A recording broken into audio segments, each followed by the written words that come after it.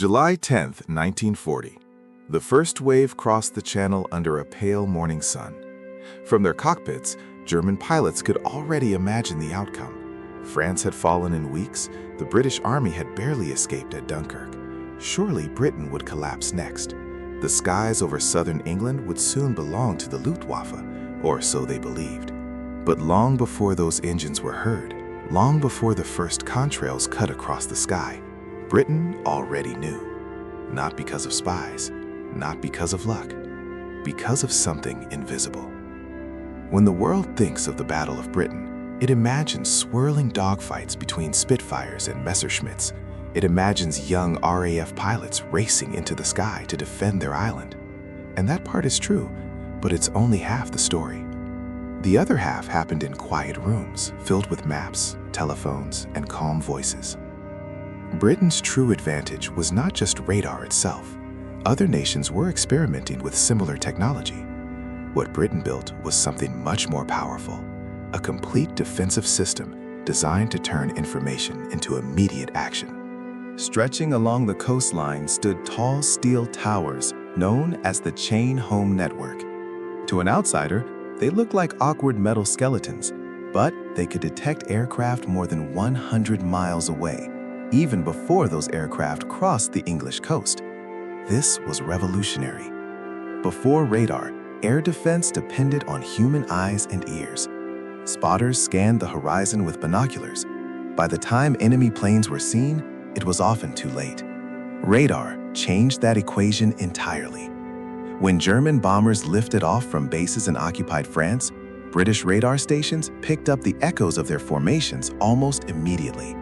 Signals traveled to filter rooms, where information was confirmed and refined.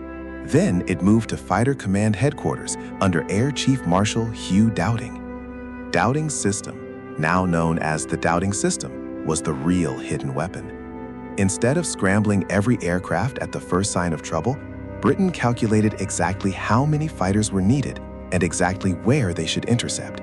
The result was astonishing efficiency.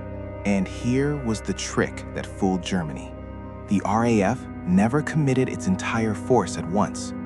If the Luftwaffe sent 100 bombers with fighter escort, Britain might respond with only the number necessary to engage effectively. Then, at the right moment, reinforcements would appear. To German pilots, it looked like magic. They would encounter hurricanes and Spitfires, fight fiercely, and think they had cleared the skies, only for another group of RAF fighters to rise from below or sweep in from the side. It felt endless. It felt overwhelming. In reality, Britain was carefully managing a limited number of aircraft and pilots. They were conserving strength. They were rotating squadrons. They were guided by radar every step of the way. Germany had radar too, but they lacked Britain's centralized coordination. German command structures were more fragmented.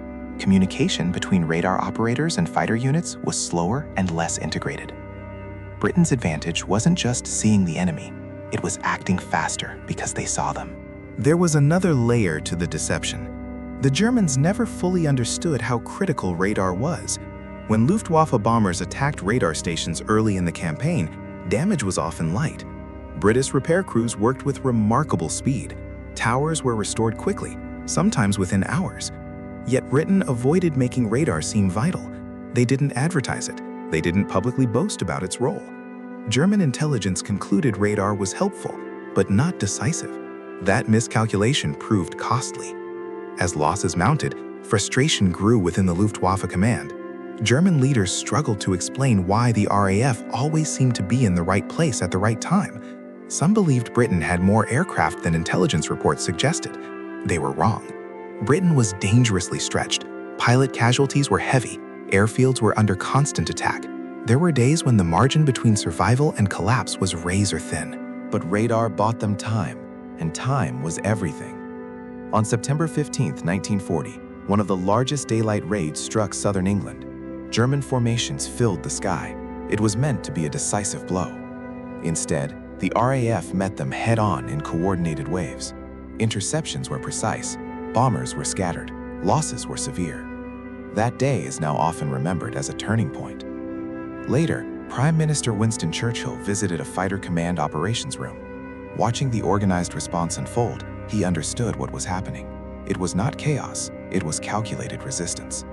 Soon after, he delivered his famous words about the few, honoring the pilots who defended Britain. But behind those few stood thousands of radar operators, map plotters, radio technicians, and ground controllers who made each sortie count. Germany's next mistake came from misunderstanding the situation entirely.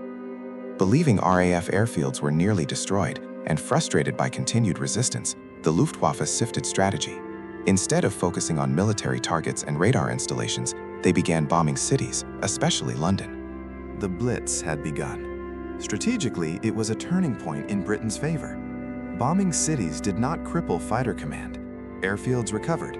Radar stations remained operational. Fighter squadrons regained strength. Operation Sea Lion, the planned invasion of Britain, required air superiority.